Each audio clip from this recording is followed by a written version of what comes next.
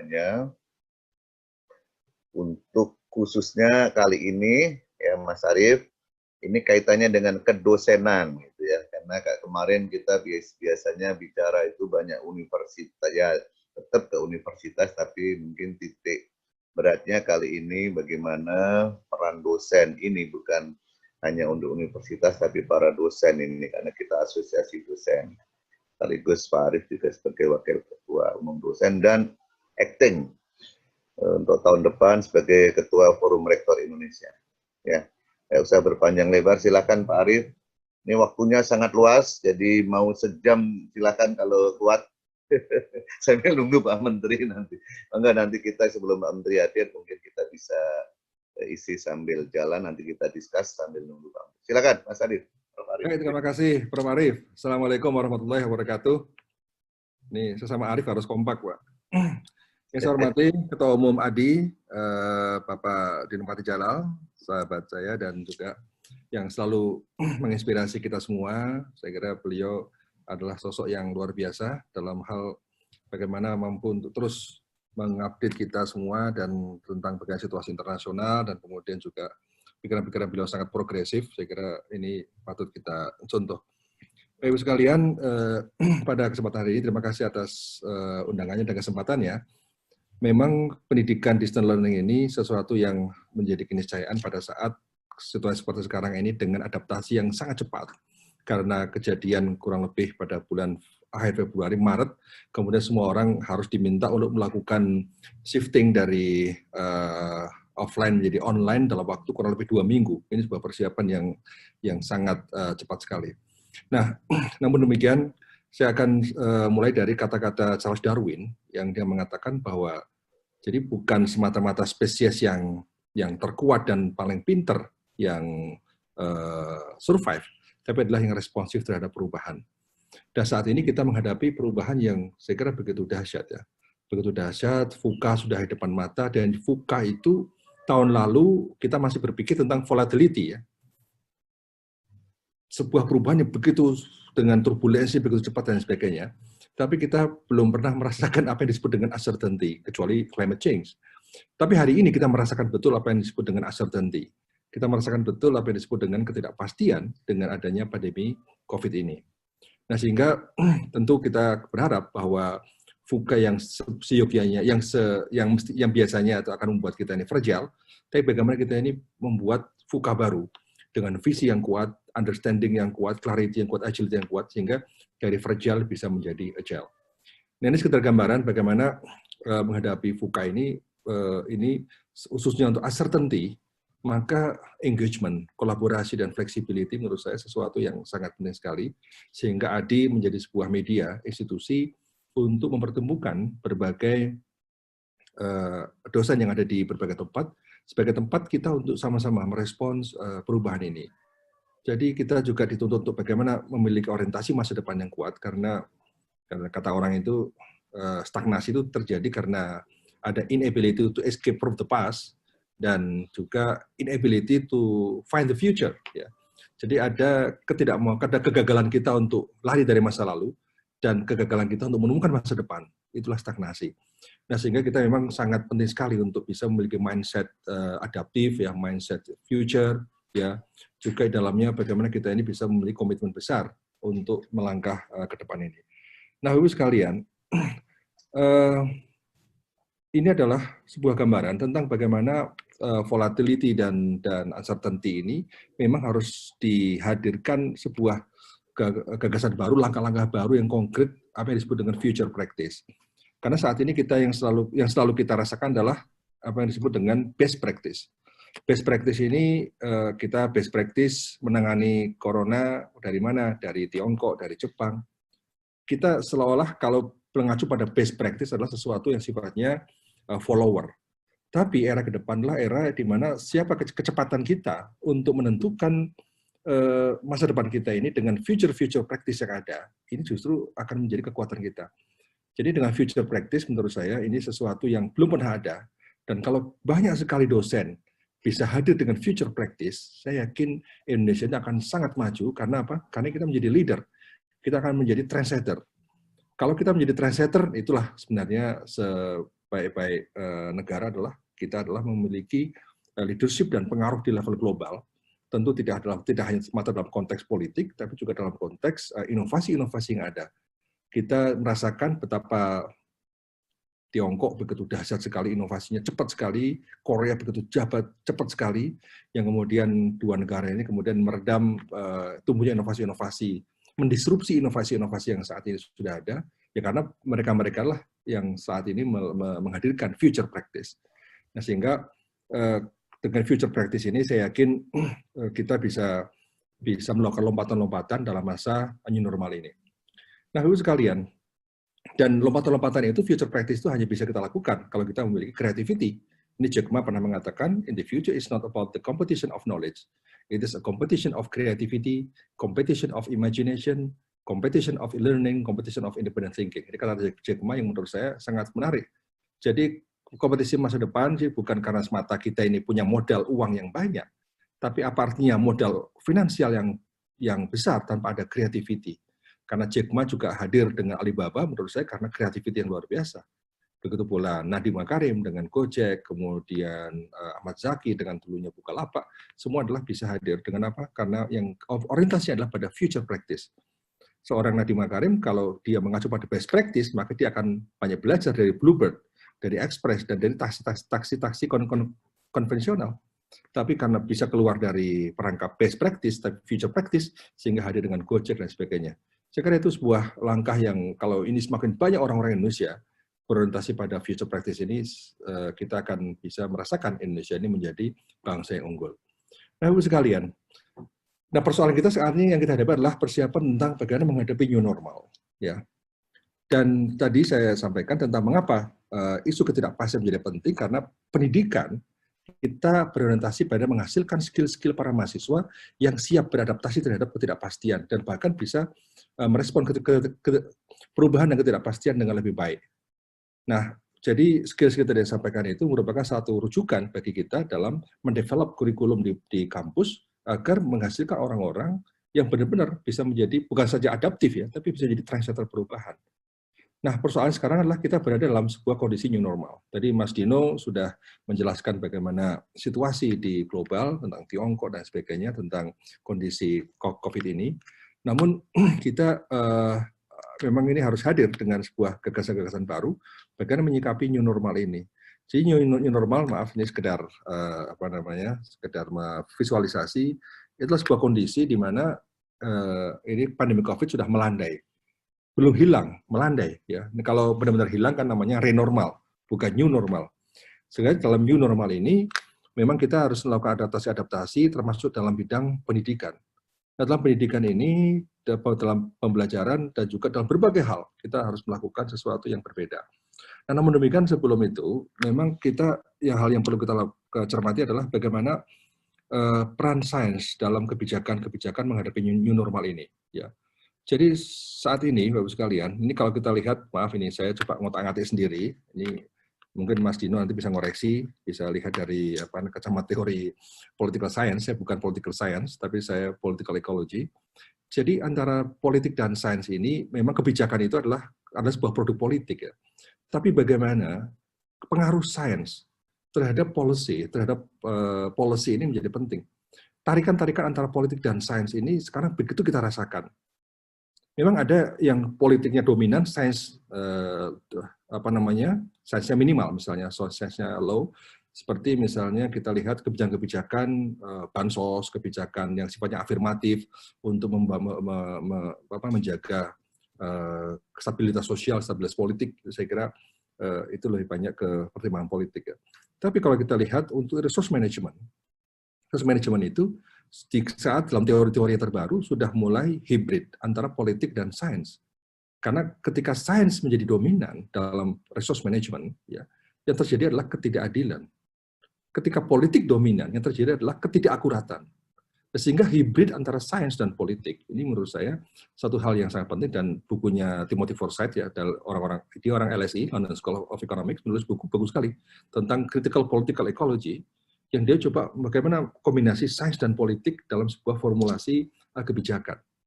Nah, tapi ketika kita menghadapi COVID-19 ini yang ancamannya adalah soal keselamatan manusia, ya, soal keselamatan manusia, maka persoalan adalah ini menurut saya ini dia harus berada di kuadran 4 ini, di mana sains mestinya lebih dominan daripada politik. Kapan COVID melandai, kapan COVID berakhir, kapan new normal berakhir, dan bagaimana kaidah new normal harus dilakukan, itu bukan pertimbangan politik. Tidak bisa diselesaikan antar politisi, tidak bisa diselesaikan antara DPR dan Presiden. Ini harus dipecahkan oleh para saintis. Sehingga menurut saya ini dosen punya peran sangat strategis dalam policy hari ini. Karena apa? Mestinya policy hari ini semua bersumber pada sains.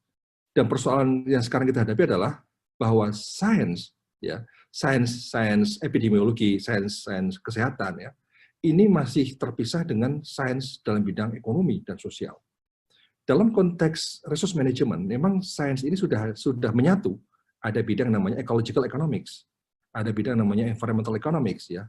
Nah, ecological economics atau resource economics itu kan sudah antara sains ekonomi dan sains lingkungan, sains resources itu sudah menyatu menjadi dalam sebuah platform body of knowledge sendiri. Nah, kita ini memang saat ini belum mampu memformulasikan sebuah gagasan bagaimana sains ekonomi dan sains health ini benar-benar menyatu. Ini tantangan bagi para ahli kesehatan dan para ahli ekonomi, ya, untuk bisa memformulasikan. Tapi paling tidak sekarang kebijakan apapun harus minimal berbasis pada kalaupun kebijakan ekonomi basisnya pada sains juga, harus riset, evidence based, ya, dan sebagainya.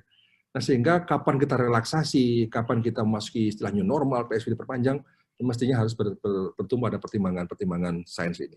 Nah, sehingga kampus, dosen semua, dan ADI menjadi sebuah organisasi yang sangat strategis. Karena mestinya pengambil kebijakan yang didengar adalah para saintis, bukan para politisi. Ya. Kita juga paham betul bahwa tekanan-tekanan politik juga luar biasa untuk bisa membuka keran ekonomi supaya ekonomi tumbuh dan sebagainya. Next. Nah, Bapak sekalian, nah sekarang kita ini memang di kampus, saya di IPB tentu, dan juga Prof. Arief dan Bapak sekalian yang lain memiliki arena di mana kita ini harus handle beberapa hubungan, ya. Ada hubungan dengan pemerintah, hubungan dengan partner internasional. Kita pada awal Maret sudah memutuskan bahwa tamu-tamu internasional stop dulu, tidak ada dulu. Ini juga agak kita bepergian ke luar negeri juga stop dulu. Namun pada awal Maret tiba-tiba Menteri Pertanian Belanda datang bersama karena ada Pangeran Belanda, Pangeran Oranye datang ke Bogor, terus Menteri Pertanian ke IPB. Waduh, saya juga waktu itu agak kesulitan juga. Tapi karena mereka sudah ke istana, ya berarti ya aman lah. Nah, kita mau menghandle international partner, menghandle industri dan community. Tapi kita juga menghandle bagaimana hubungan dengan student, dengan faculty members, dengan para dosen, dan juga dengan para staf administrasi. Jadi kita bermain dancing, ya, di antara ketiga 6 aktor ini, yang semua aktor ini penting, ya, dalam menjaga kesuksesan kampus. Nah, Bapak sekalian, nah sehingga kalau kita lihat bahwa menjaga arena-arena itu semua itu membuat ya kita tetap bertumpu bagaimana kita melahirkan sebuah proses pendidikan, ya, dengan skill set, dengan mindset yang tadi untuk menghadapi VUCA dan sebagainya.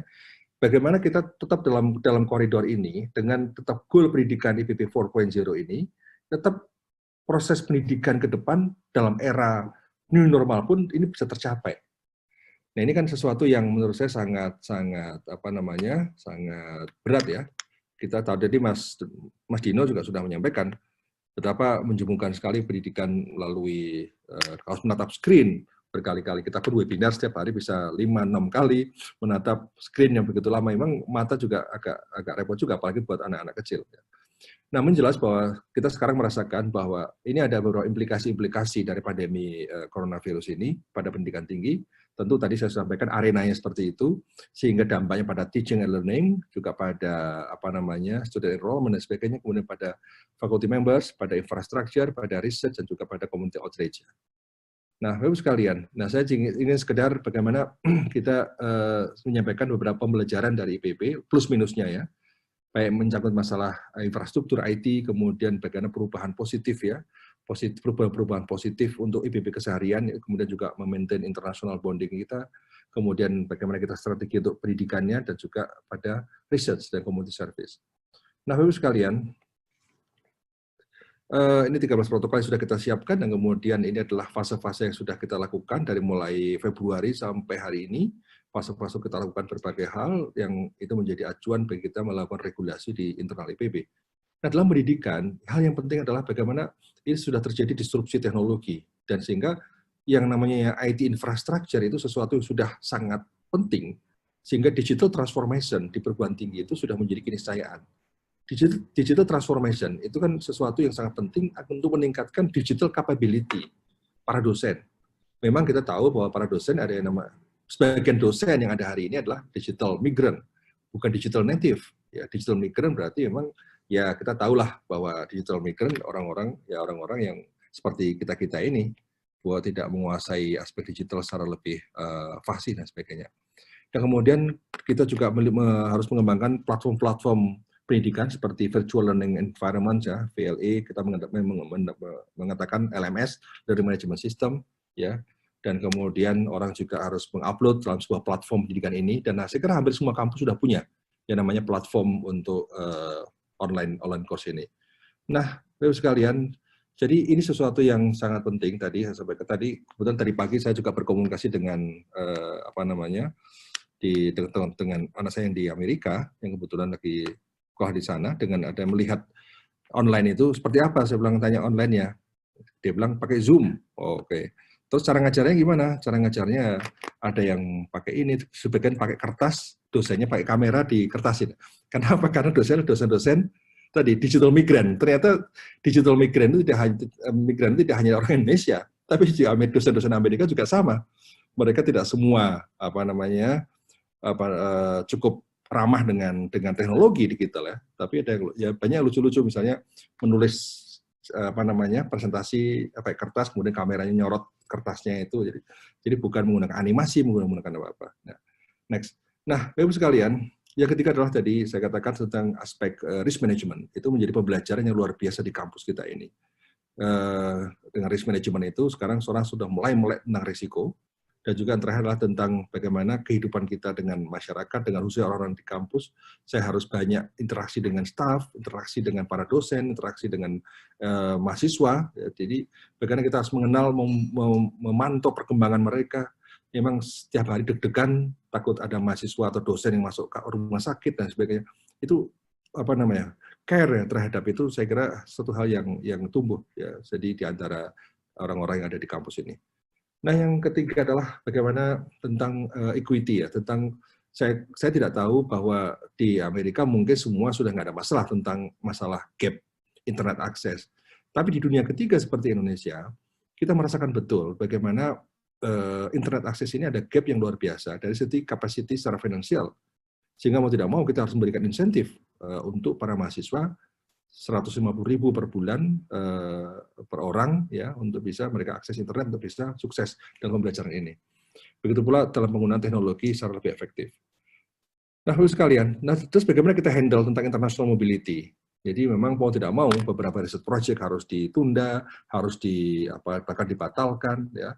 G2G project juga harus ada sebagian harus di hold dan sebagainya. Kemudian juga bagaimana kita harus terus menjaga internasional. Tapi sekarang lebih mudah karena cost lebih murah. Kita mengadakan international conference, mengadakan summer course dengan jauh lebih murah daripada sebelumnya.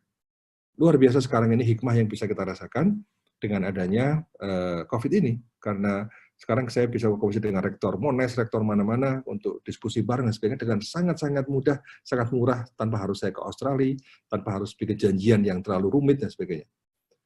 Nah, Bapak sekalian, kemudian kita juga tahu bahwa pada akhirnya coronavirus adalah reshaping education kita, ya.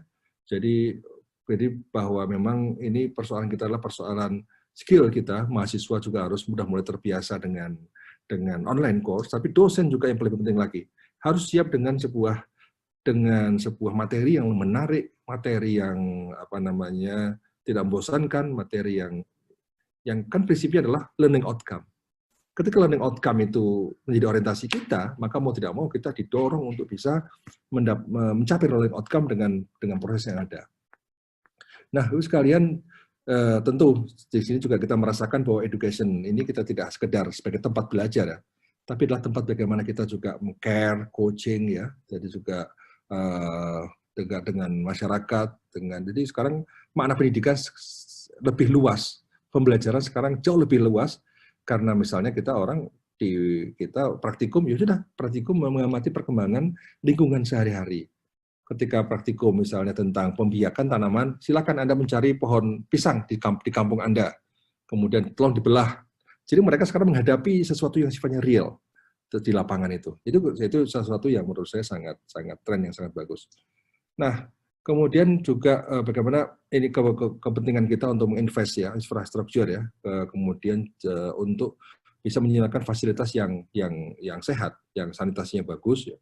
Mau tidak mau kita harus segera bersihkan kampus ini. Kemudian juga tadi saya sampaikan memfasilitasi sebuah pelatihan juga para dosen saat kita lakukan. Para dosen kita siapkan pelatihan untuk training. Dan untungnya memang pada saat saya awal jadi rektor, saya menyampaikan pada para dosen di IPB bahwa kita perlu belajar dari UT pada awal 2018. Itu dosen-dosen pada bingung, loh kenapa IPB harus belajar dari UT? Begitu. Ke depan itu kita akan bicara online, dan online yang paling established adalah universitas terbuka. Dan kita harus belajar dari sana. Dan kemudian kami lakukan 500 dosen IPB sudah kami latih tentang bagaimana melatih pendidikan online. Meskipun pada awalnya dosen-dosen, apa sih urgensinya online dan sebagainya.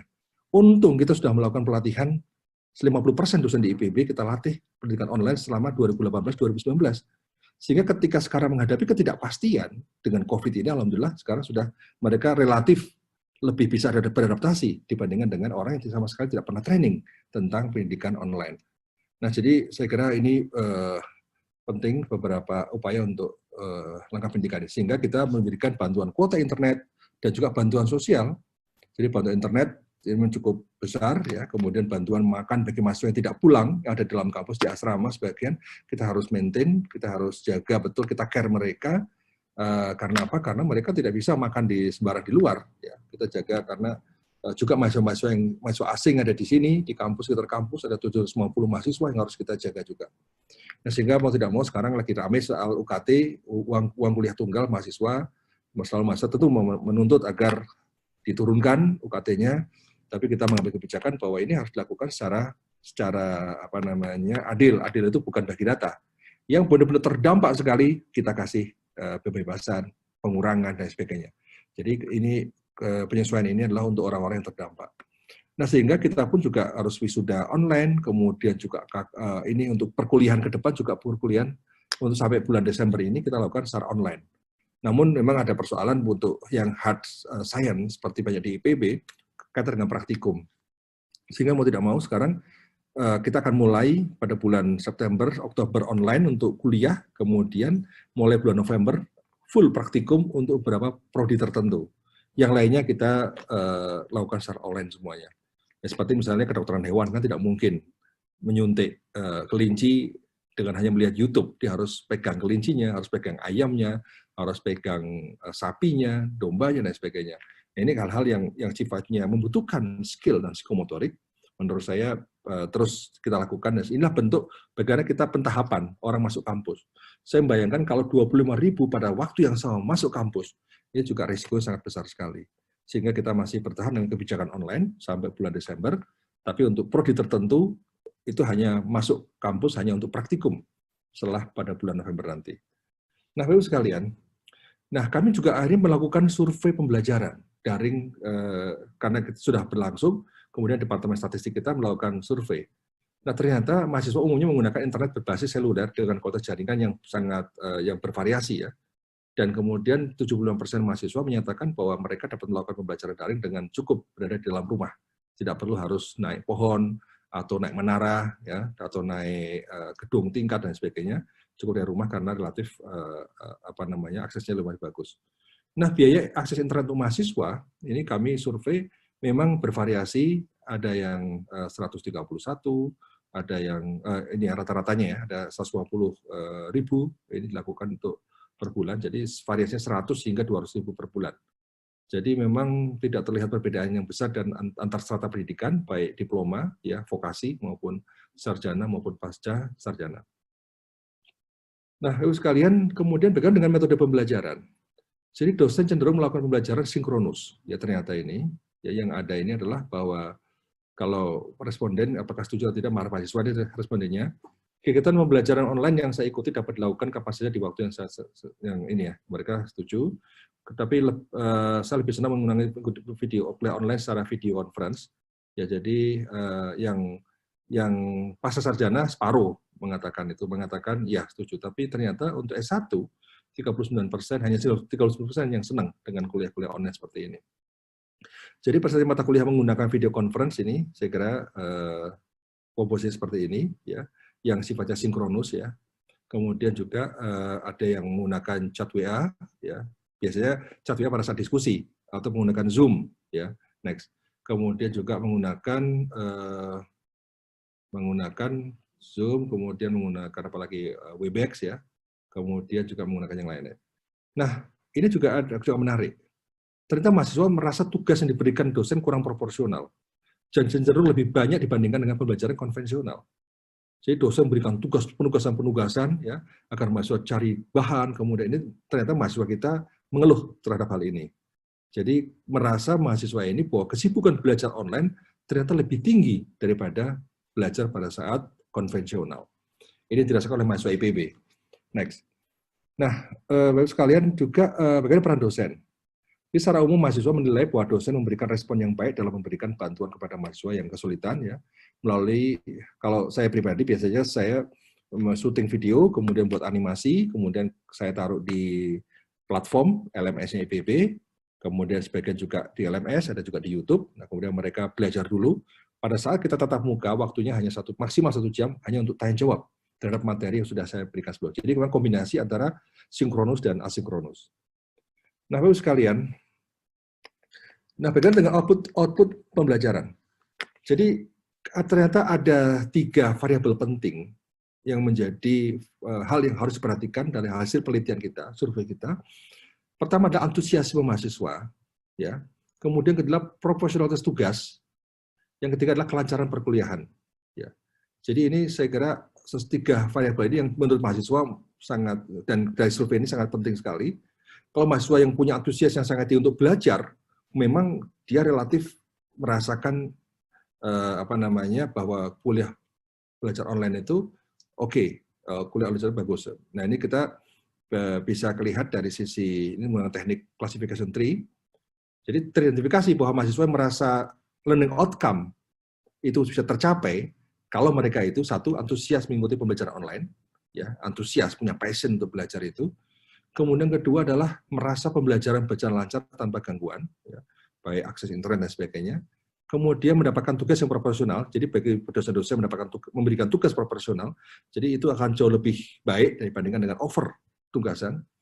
Dan kemudian juga memperoleh bahan pembelajaran yang memadai. Jadi mahasiswa dengan ciri di atas ini memiliki peluang berhasil 3-4 kali lipat dibandingkan mahasiswa secara umum. Oleh karena itu, mau tidak mau ini sebuah input ya buat evaluasi pembelajaran online kita. Dan kalau kita lihat, hanya 10% dari kelompok mahasiswa yang tidak antusias, yang merasa mencapai bahwa learning outcome tidak tercapai. Jadi ini dari case study di IPB, survei dari mahasiswa IPB selama 3 bulan kuliah online ini. Jadi ternyata hanya 10% yang tidak antusias, yang lain antusias. Nah, bagaimana dengan ujian? Nah, ujian ini menggunakan form online dan sesuai dengan jurnal akademik, maka ada yang setuju atau tidak, tapi intinya bahwa ini perbedaan bentuk ujian yang disukai mahasiswa itu sangat beragam sekali. Ya. Mahasiswa diploma dan sarjana lebih suka bentuk ujian online dengan jadwal pengerjaan singkat pada waktu sesuai jadwal akademik. Mahasiswa program pasca sarjana lebih suka dengan take home test, ya, dengan tugas-tugas. Tidak suka langsung online pada saat sifatnya sinkronus, sifatnya langsung ngisi di Google Form misalnya, yang sifatnya multiple choice, ya. Mahasiswa itu senangnya S1 dan itu sudah selesai gitu. Jadi kalau pasca butuh waktu santai untuk sambil mengerjakan tugas, take home test dan sebagainya. Nah, next. Nah, jadi dalam konteks ini, Bapak sekalian, untuk pendidikan, kesimpulan dari hasil survei ini adalah bahwa pembelajaran secara online merupakan hal yang tentu, saya kira baru semua buat mahasiswa kita, termasuk di IPB ini. Dan yang paling penting adalah bagaimana kita menjaga antusiasme mahasiswa agar capaian pembelajaran dapat terpenuhi dengan baik.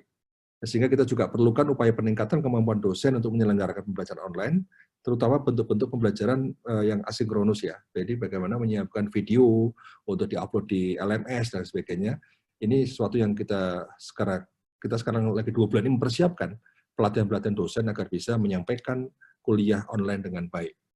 Nah, kita juga perlu evaluasi terhadap proses pembelajaran online secara lebih mendalam lagi untuk mengetahui ya dari sisi mahasiswa dari dosen. Ini baru survei dari sisi mahasiswa.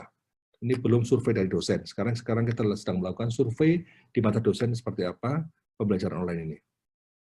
Nah, Bapak sekalian, Mas Dino, nah agenda yang terakhir adalah bagaimana kita bicara tentang research dan juga community outreach ya, community service.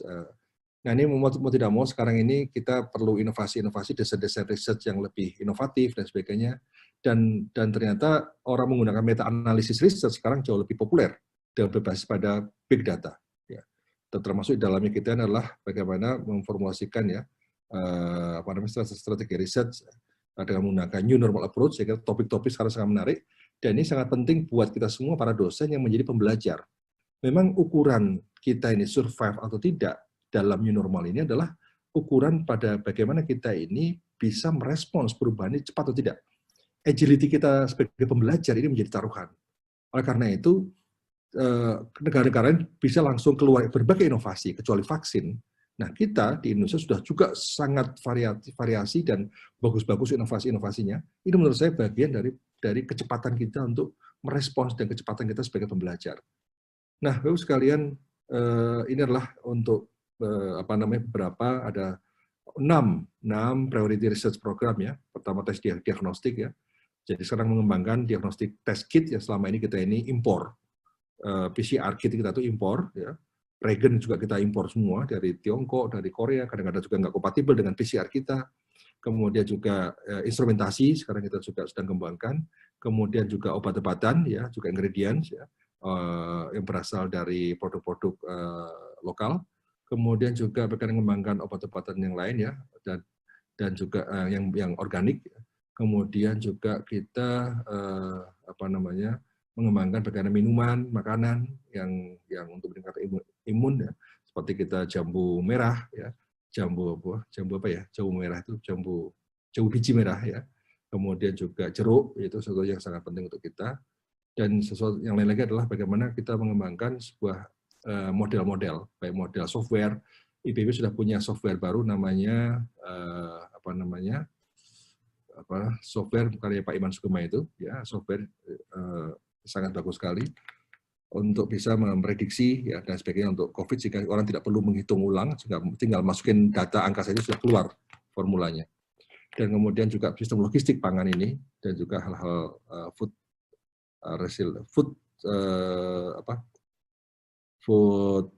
supply chain ya yang harus kita lakukan. Next. Nah, sekalian, itulah sekedar gambaran jadi bagi kita tentang apa yang saat ini terjadi di kampus ya, khususnya di IPB, dan juga saya berangkat dari overview tentang bagaimana kita ini harus merespons fenomena COVID ini yang masuk dalam kerangka pendidikan dan penelitian dan juga pengabdian pada masyarakat. Saya kira demikian dari saya, Prof. Arif. Assalamualaikum warahmatullahi wabarakatuh.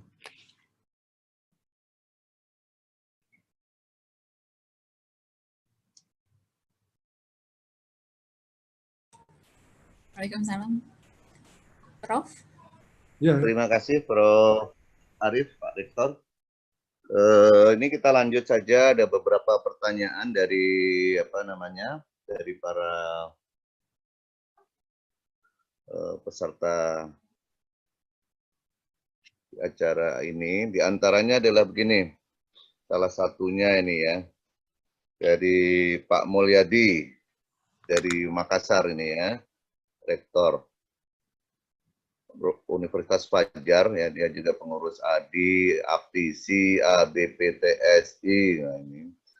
Itu pertanyaannya adalah dua. Satu, bagaimana penyambutan mahasiswa baru Pak Rektor IPB dengan kondisi yang sekarang ini. Kemudian setelah daring ini sampai Desember, itu kurikulumnya apakah ada penyesuaian atau enggak, gitu ya. Itu nomor 2.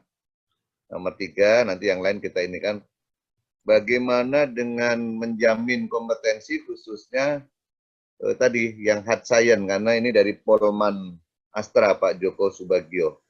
Nah, sementara itu dulu, nanti yang lain silahkan kita lanjut. Terima kasih Prof. Arif.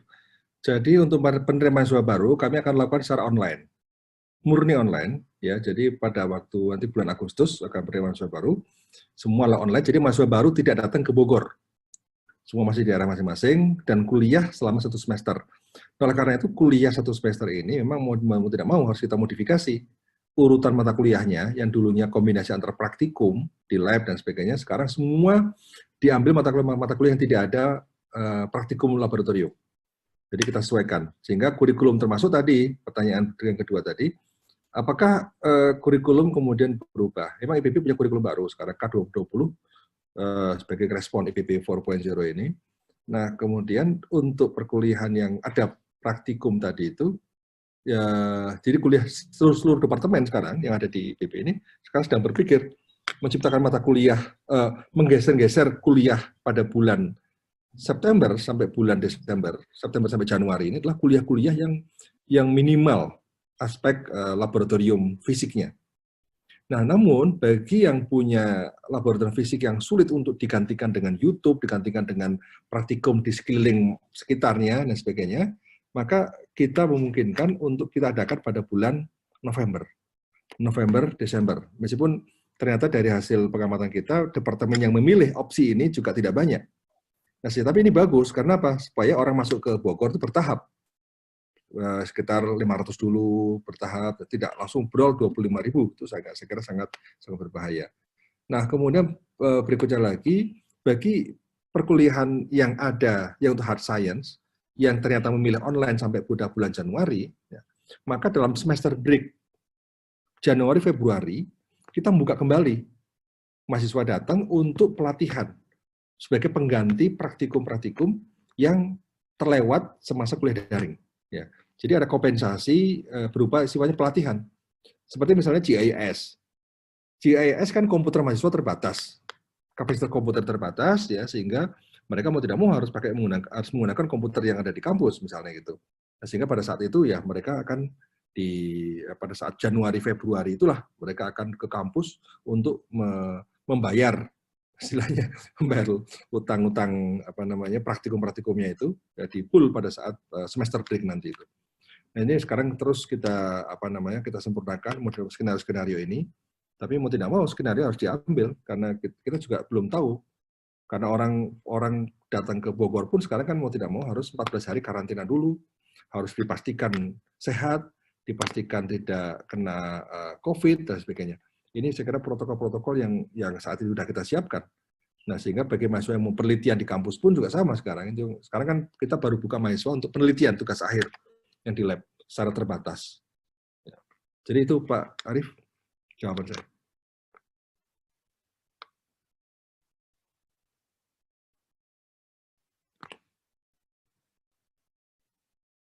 Belum di-unmute, Pak. Kalau kayak ini pertanyaan dari Pak Abdul Haris dengan juga Pak Agus Fanar Sukri. Jadi kalau kuliah ini daring kan itu kualitasnya tadi disampaikan bahwa itu tidak sesuai atau tidak persis dengan yang konvensional. Bagaimana di IPB mengukur keberhasilan tingkat kuliah daring? Ya, tadi sudah saya sampaikan bahwa memang sudah diakui kuliah daring punya banyak keterbatasan. Ya, memang yang ideal itu adalah blended learning, mengkombinasikan antara daring dengan non daring. Itu sesuatu yang ideal menurut saya. Dengan konsep blended learning, maka yang daring itu perkuliahan yang biasa delivery di kita biasa kurang lebih sekitar 30%, ya, yang akan kita nanti ke depan sudah sebagai daring untuk membuat mahasiswa lebih fleksibel, ya. Kemudian yang sisanya adalah tatap muka. Nah, Bapak sekalian, untuk bagaimana mengukur keberhasilannya itu memang saat ini kita lagi evaluasi. Terus di IPB sekarang lagi mengevaluasi ketercapaian learning outcome. Learning outcome selama ini kan dilihat dari sisi hasil ujian, ya. Mahasiswa setelah ikut kuliah ini ada ujian. Nah, kalau ujian lulus berarti kan dia mampu ini gitu. Itu learning kompetensi yang didapatkan. Nah, sekarang kita lagi mengevaluasi apakah setelah setiap mata kuliah sekarang lagi mengevaluasi apakah setiap pada pelajaran kemarin setengah semester online ini, hasil dari learning outcome-nya seperti apa. Ini kita belum evaluasi, sedang proses evaluasi, ya, belum keluar hasilnya. Yang baru kita evaluasi adalah prosesnya, ya, bahwa proses online itu menurut mahasiswa seperti apa dan juga menurut dosen seperti apa. Tapi dari hasil pembelajaran itu sendiri, ya kita masih belum ini. Satu, kita evaluasi dari ujian yang baru mulai sekitar minggu depan, ujian tengah semester.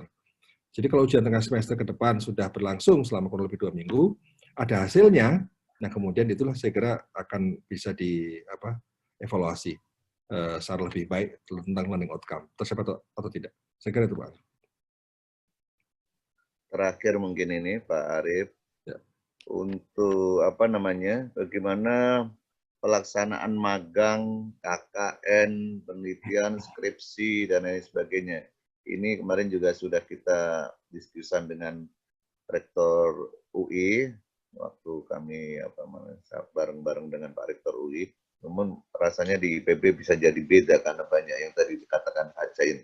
Bagaimana proses kegiatan magang, KKN, penelitian, skripsi, disertasi, dan lain sebagainya di era new normal. Dan sekaligus nih, mungkin yang terakhir, apakah di IPB itu sudah bisa melakukan kampus merdeka seperti yang dikendaki oleh Mas Menteri, gitu kira-kira pertanyaannya. Enggak, Mas Arief? Jadi Bapak sekalian, jadi sekarang ini untuk KKN ada 2 skenario. Satu adalah skenario KKN di tempat tinggal masing-masing pada bulan Juli Agustus. Jadi sekarang yang ada di Pekalongan, ada yang ada di Cirebon, di mana-mana, silakan KKN di lokasi masing-masing dengan menggandeng mitra, menggandeng partner. Seperti di Pekalongan kita sarankan untuk bagaimana mengatasi ROP yang saat ini luar biasa di kawasan pesisir. Nah ini kebetulan di daerah Pekalongan banyak orang mahasiswa IPB, kemudian di daerah Manalagi, Surabaya juga ada. Nah Surabaya beda lagi, setiap kali beda-beda lagi. Sehingga skenario-nya adalah KKN di lokasi masing-masing saat ini. Kemudian skenario 2, dan sebagian mahasiswa memilih saat ini skenario 1 akan berjalan. Tapi bagi mahasiswa yang takut, bukan apa takut, yang daerahnya itu merah, sehingga tidak memungkinkan dia banyak di luar aktivitasnya, dimungkinkan KKN pada bulan Januari, Februari 2021. Jadi memang kita membuat 2 opsi ini, buat daerah yang hijau, silakan KKN di lokasi masing-masing, buat daerah yang merah, skenario 2, KKN pada bulan Januari, Februari. Inilah bentuk flexibility yang harus kita ciptakan untuk mereka. Begitu pula untuk magang. Untuk magang ini memang tergantung dari tempat magangnya juga. Kalau ada tempat magang yang mengizinkan, ada tempat magang yang membatalkan juga banyak. Nah, karena itu, ini khususnya bagi teman-teman di sekolah vokasi agak problematik berkaitan dengan soal magang ini. Nah, sehingga sekarang tentu ini sedang dipikirkan tentang bagaimana formula untuk bentuk pemagangan selama COVID ini. Tentu kita, karena kalau magang berarti kan harus dicari mitra-mitra yang bersedia. Nah, ini sekarang kita sedang mengidentifikasi mitra-mitra lokal di daerah masing-masing ada. Jadi mahasiswa sekarang memungkinkan untuk bisa magang sesuai dengan tempat di mana dia berada, dia milih, kemudian mendapatkan izin dan sebagainya, itu bisa dilakukan magang di sana. Nah, itulah sekedar gambaran tentang bagaimana KKN kita lakukan dengan pola fleksibel, dan kemudian juga kegiatan magang. Nah, kemudian soal Merdeka Belajar. Soal Merdeka Belajar ini, slide Merdeka Belajar. Jadi saya sajikan soal slide Merdeka Belajar sedikit ya, tentang bagaimana IPB merespons kebijakan Mas Menteri ini. Maaf, ini saya sudah paparkan juga di depan Mas Menteri, dan kemarin sore kami bertemu juga dengan beliau melalui Zoom. Ada beberapa isu penting yang harus kita sampaikan ke beliau.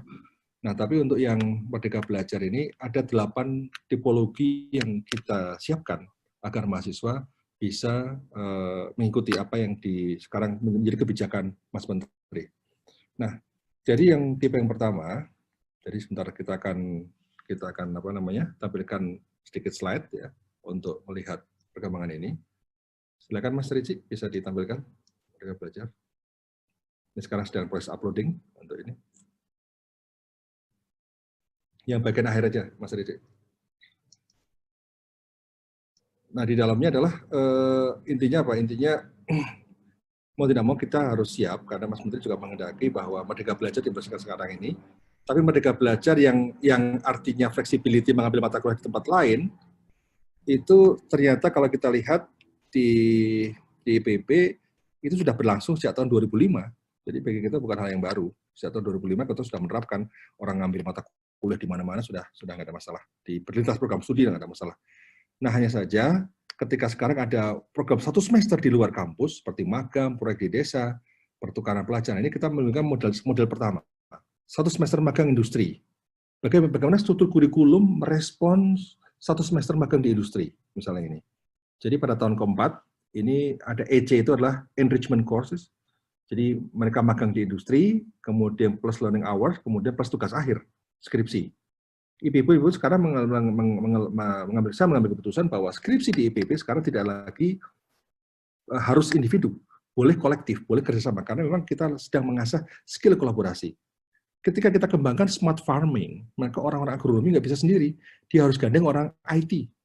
Kita kembangkan robotik untuk pertanian, nggak bisa orang engineering sendiri, harus gandeng orang-orang pertanian, dan sebagainya.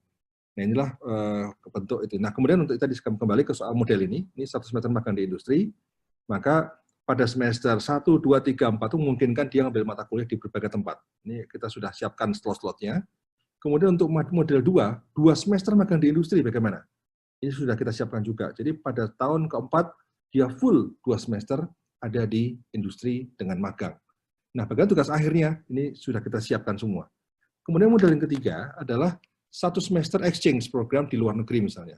Ya, exchange program di luar negeri, atau model keempat, 2 semester exchange program di luar negeri. Sehingga sekarang itu program seluruh yang sifatnya exchange program dengan perguruan tinggi internasional, kita taruh di semester 7 dan semester 8. Jadi semua, jadi semester 3-4 saya kira lebih bagus untuk mengambil enrichment course yang ada di dalam negeri. Jadi kalau tahun keempat sekaligus silakan mengambil mata kuliah full di luar negeri silakan. Kemudian model 5 kita buat untuk new venture ya. Kita siapkan bagaimana orang-orang kalau mengembangkan bisnis, mengembangkan perusahaan 1 semester di lapangan.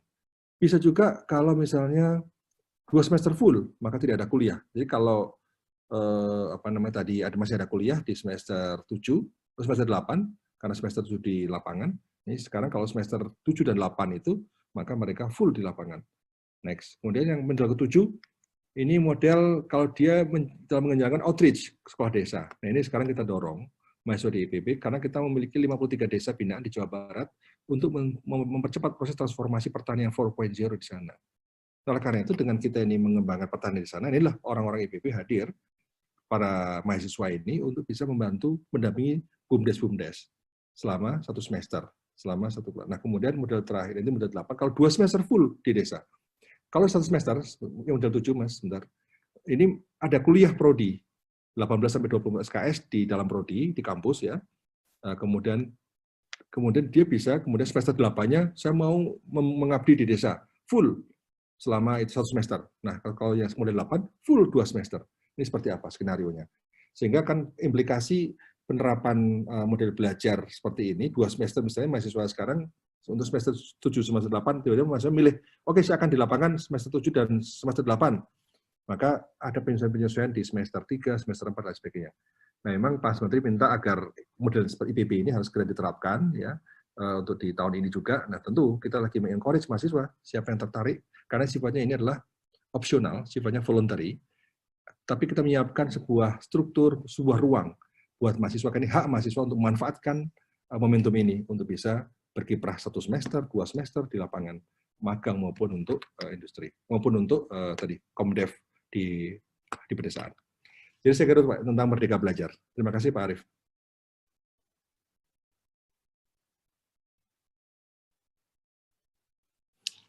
Bapak Ibu, saya kira kita sudah sangat puas ya, banyak pertanyaan lagi, ada Pak Ivan, ada Pak Hamdan, ada Pak Ismail. Ya, sebenarnya kalau tadi diikuti yang disampaikan oleh Pak Rektor, saya kira semuanya sudah kejawab. Hanya memang pertanyaannya lagi adalah kalau IPB sih siap gitu kan, tapi bagaimana kalau kita di daerah? Jangankan urusan yang Merdeka Belajar, urusan yang sekarang saja yang daring sini tadi ada yang bahasa Belandanya menek kelapa gitu kan istilahnya ya Pak Arief, ada yang ke naik ke lantai 2 dan lain sebagainya. Dan ada memang yang memang kesulitan untuk nyambung saja, kesulitan itu yang kemudian yang menjadi beberapa kendala nanti, yang itu akan kita bahas dengan Pak Menteri. Mbak Dewi, Mbak Dewi, Mbak Iya, Dwi, Prof. Iya, Prof.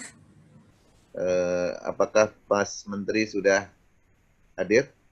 Tadi Pak Menteri udah coba masuk tes, terus dia tetap terus keluar lagi, nanti confirm lagi masuk jam 12. Jadi masih ada kurang lebih 20 menit, 25 menit lagi untuk diskusi. Oke, 20 menit lagi. Pak Rektor, masih ada waktu? Siap. Ataukah mau ada rapat? Nanti ada Ya? webinar jam 1, jadi masih aman. Masih aman ya, oke. Bapak Ibu, ini apa? Saya lanjutkan kalau demikian, ini ada beberapa pertanyaan. Tadi ada pertanyaan adalah Pak Rektor, ini rencana gitu ya, ada pertanyaan rencananya setelah ini selesai, COVID selesai, apakah di IPB itu mau tetap online ataukah blended, dan seberapa besar proporsi antara online dan offline-nya atau yang daring dan konvensional? Itu pertanyaan berikutnya. Kemudian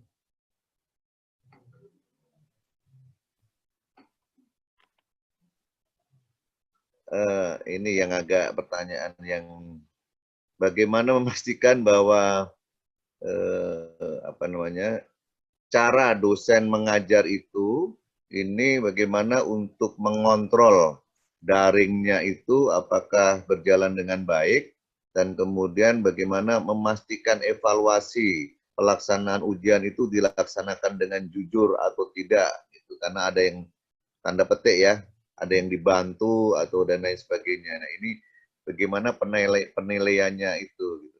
Dan bagaimana kalau ada mahasiswa misalnya dulu kan pernah tanda petik rumor itu, yang penting dia hadir, yang penting masuk, itu nilainya harus dikasih lulus gitu. Salah satu perguruan tinggi besar menyatakan gitu, salah satu rektornya. Nah, ini bagaimana kalau urusan ini kalau di ITB, IPB?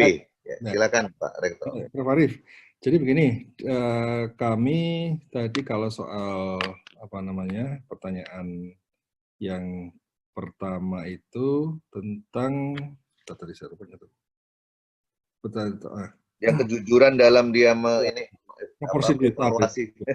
Jadi kalau sudah normal, memang kita rencananya blended learning. Jadi memang ada variasi sekitar 30-50%.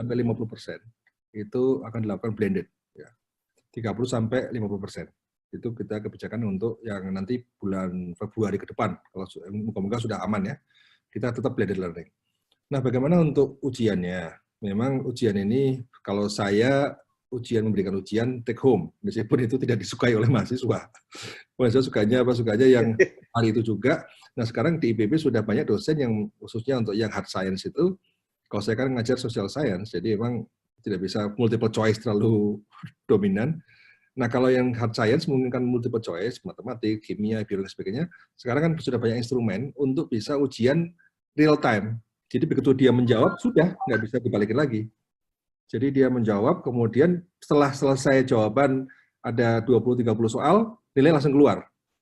Nah, ini kan sekarang sudah banyak diterapkan oleh para dosen IPB, sehingga untuk yang hard science relatif lebih mudah.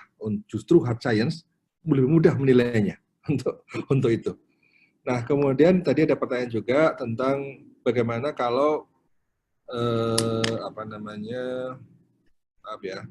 tadi saya melihat ada pertanyaan tentang skripsi berjamaah. Dulu skripsi itu tunggal. Tadi saya sampaikan sekarang IPB sudah menerapkan skripsi berjamaah. Berjamaah itu maksudnya riset kalau berjamaah, karena sekarang itu yang diperlukan adalah bagaimana membangun kerjasama lintas disiplin. Cross-discipline collaboration, menurut saya ini skill yang sangat penting. Nah, sehingga ketika kita bekerja dimanapun, pasti menghadapi orang-orang di bidang ilmu lain, disiplin lain. Nah, oleh karena kita mencoba untuk dari sekarang, belajar mahasiswa ini dengan bidang ilmu yang berbeda, tapi untuk sebuah proyek yang sama. Ini bagaimana menyelesaikan ini? Oleh karena itu kita ambil terpaksa kebijakan ini untuk berjamaah ini, skripsi berjamaah, dan awalnya dosen juga, gimana tuh nilainya dan sebagainya. Saya bilang yang penting sekarang ini adalah